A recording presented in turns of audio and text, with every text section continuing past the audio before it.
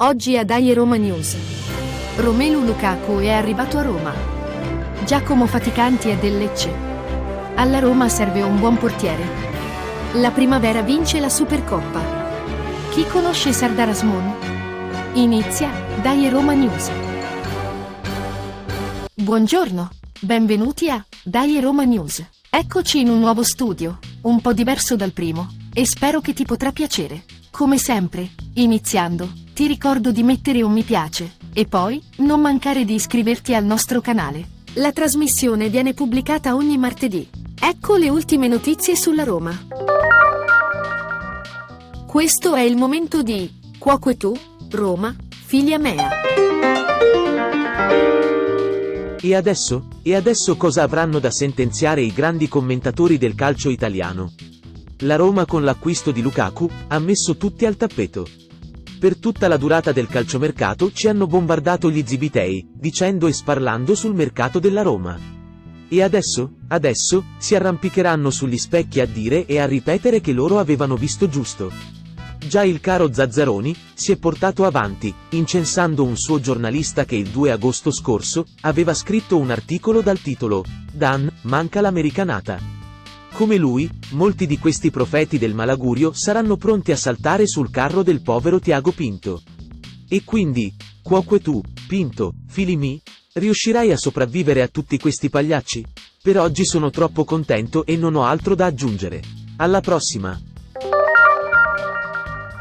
Il club giallorosso ha annunciato che Giacomo Faticanti si trasferisce a titolo definitivo al Lecce. Questo è il testo del comunicato. L'AS Roma comunica di avere ceduto a titolo definitivo Giacomo Faticanti al Lecce.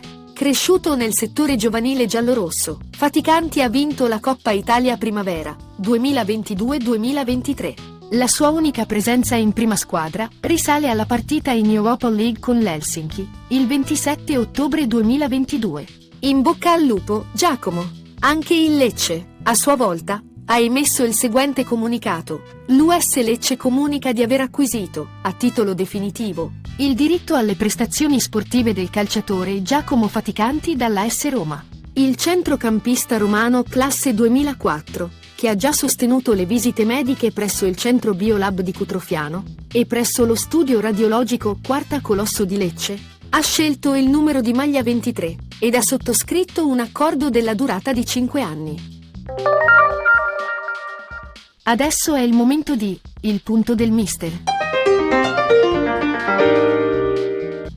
Houston, abbiamo un problema.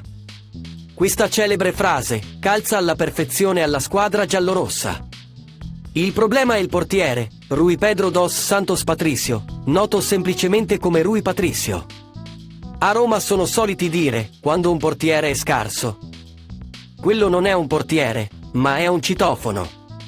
Infatti possiamo dire con certezza che alla Roma, in queste due prime partite di campionato, con la Salernitana e con il Verona, le hanno fatto 4 tiri, con i quali sono stati realizzati 4 gol. All'inizio del calciomercato avevo detto che alla squadra sarebbe servito un nuovo portiere. Mai previsione fu più azzeccata. Sono 3 anni che Rui Patricio difende la porta della Roma. Il primo anno è stato più che soddisfacente, nel secondo sono iniziati dei grandi scricchiolii. Nel terzo, se il buon giorno si vede dal mattino, quest'anno ci aspetta una vera via crucis. Alla prossima, e dai Roma! La Roma Primavera supera il Lecce 1-0 e si aggiudica la terza Supercoppa Primavera della storia. Per la squadra di Federico Guidi, decide l'autogol del portiere del Lecce, propiziato da un buon tiro di Cherubini dalla distanza, indirizzato sulla traversa, e finito in porta in seguito alla deviazione del portiere salentino. Questo è il commento della società. Un successo strameritato per i ragazzi giallorossi. È il terzo titolo di categoria dopo le affermazioni nelle edizioni del 2012 e 2016. La Roma diventa così il club italiano, insieme alla Fiorentina e alla Juventus, ad averne vinte di più. In conclusione siamo al momento di Parla Pasquino. Io proprio non riesco a capire certi commenti. I grandi soloni del calcio italiano, i soliti giornalisti che sanno tutto loro, hanno sentenziato che il giocatore Azmoun non vale niente. E sono così sicuri da essere riusciti a convincere una buona parte della tifoseria romanista. Questa gente apre la bocca e gli dà fiato, senza conoscere il giocatore. Il 95% di questi commentatori non lo ha mai visto giocare, ma tant'è, per questi signori, Azmoun è un calciatore scarso. La maggior parte è informata in maniera superficiale.